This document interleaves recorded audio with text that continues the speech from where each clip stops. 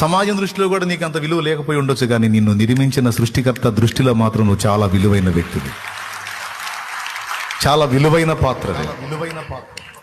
ఎంత విలువ అంటే నీకోసం కూడా ప్రాణం పెట్టేంత విలువ, చచ్చిపోయేంత విలువ.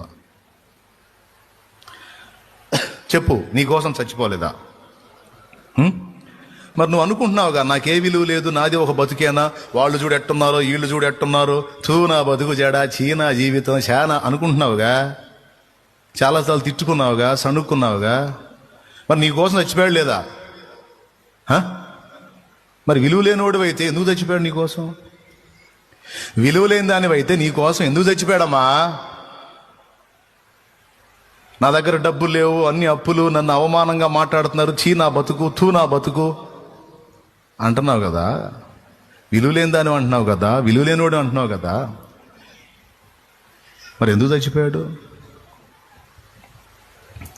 విలువ లేని దానికోసం నువ్వు ప్రాణం పెడతావా? పనికి మాలిన దానికోసం నువ్వు ప్రాణం పెడతావా? కనీసం కష్టపడతావా? చచ్చిపోయాడుగా తమ్ముడు నీకోసం, చచ్చిపోయాడుగా చెల్లి నీకోసం. లేదు నువ్వంటే ప్రేమ ఆయనకి, విలువ లేదు నువ్వంటే ఆయనకి.